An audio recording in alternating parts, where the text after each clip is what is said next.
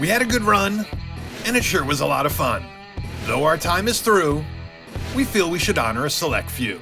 So get ready as we bring you the 40 greatest players in Palisades WBL history on this month in Wiffle Ball. Starting us off at number 20, Matt Fleeser. Fleeser played a total of 99 regular season games over the years in the Palisades. He batted a modest .232, but left the yard 31 times and drove in 98 runs. On the carpet, he struck out over 400 batters in just 171 innings and threw a perfect game as well as a pair of no-hitters in the regular season and a pair in the postseason.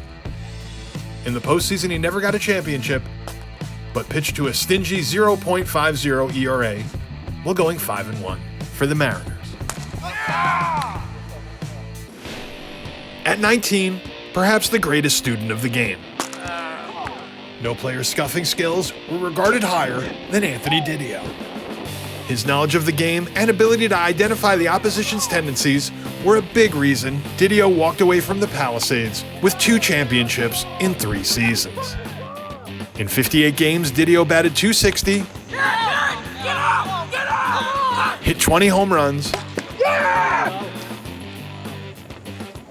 and drove in 60 RBI. On the carpet, he won 11 games, of which 10 were shutouts, with 1 no-hitter. What the fuck is that?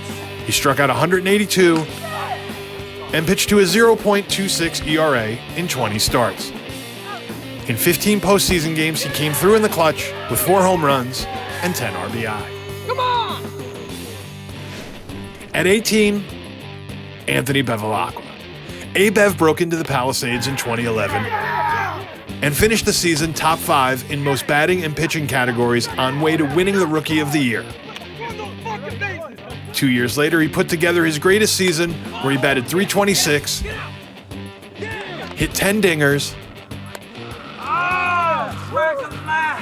pitched to a 1.54 ERA, and picked up the win in Game 2 of the finals for the Tigers' only championship.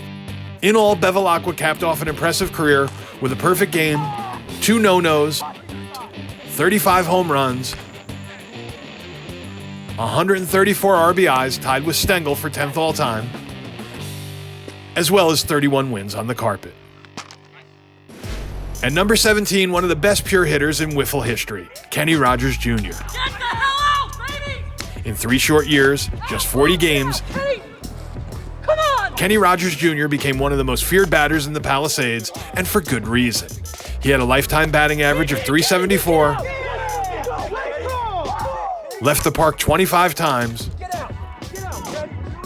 and drove in 70 runs. That is 30 more RBI than games played. Then there was the 2016 postseason.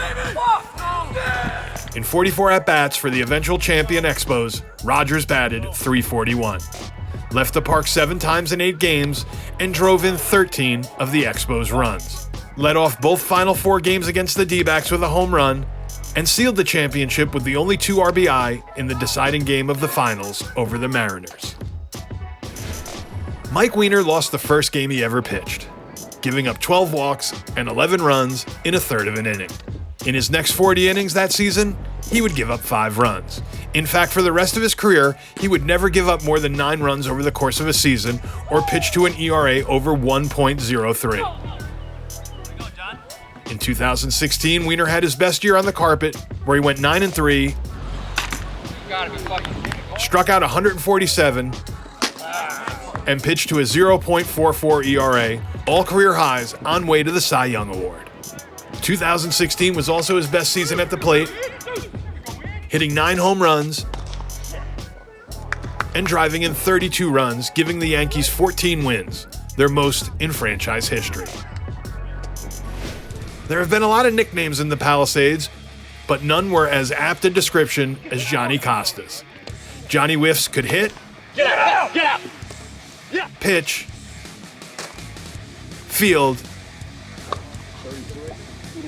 and most importantly, win. Costa broke in 2015 and promptly hit 8 home runs, drove in 27 runs, struck out 130 batters, threw a perfect game, was the only player in league history to win at least 10 games his rookie year, on way to a Rookie of the Year and a championship. Though he would never match that first season, he did finish his 4-year career with 25 home runs, 75 RBI, Get out! 29 wins, and a 1.38 ERA. Nice hit, Johnny. At number 14, Devon Torres.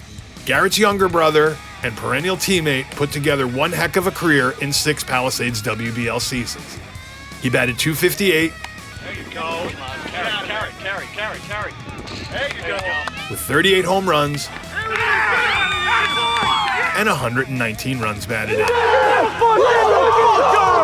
Let's go! On the carpet, he picked up 28 wins, struck out 574, pitched to a 1.74 ERA, which is good enough for 10th all time, pitched a perfect game, and 5 no-hitters.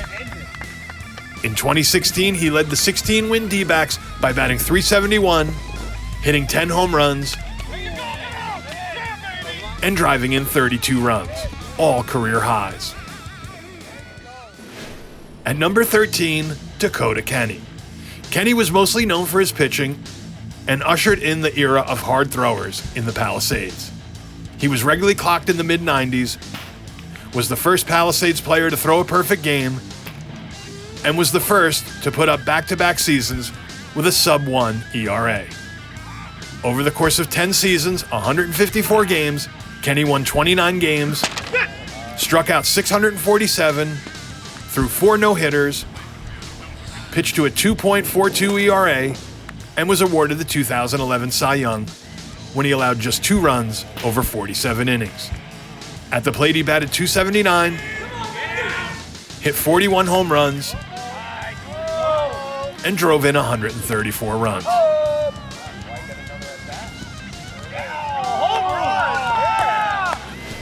At number 12, Tyler Waggers. Over 42 regular season and 9 postseason games, T-Weg set the league on fire. In 2017, he earned Rookie of the Year honors by batting .320, hitting 10 home runs, driving in 24 runs, winning 7 games, striking out 118, and pitching to a 2.20 ERA. He followed it up with an unreal 2018, where he won Most Valuable Player by batting .325, hitting 10 home runs, driving in 26 runs,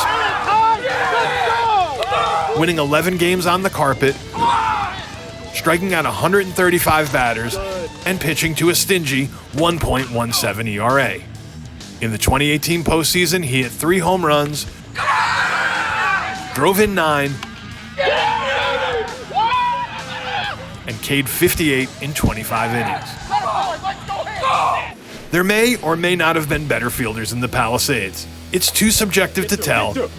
Ooh, nice play. Isn't that behind the line, though? But no one in the history of Palisades put on a better show than Joey Maniscalco.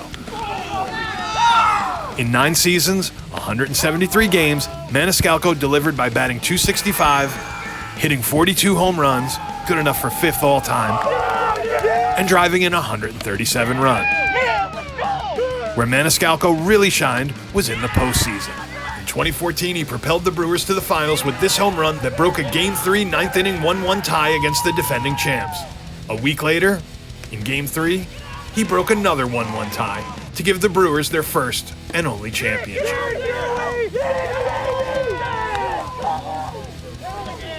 That's all for now. Join us next time as we unveil the top 10 on a very special edition of This Month in Wiffle Ball.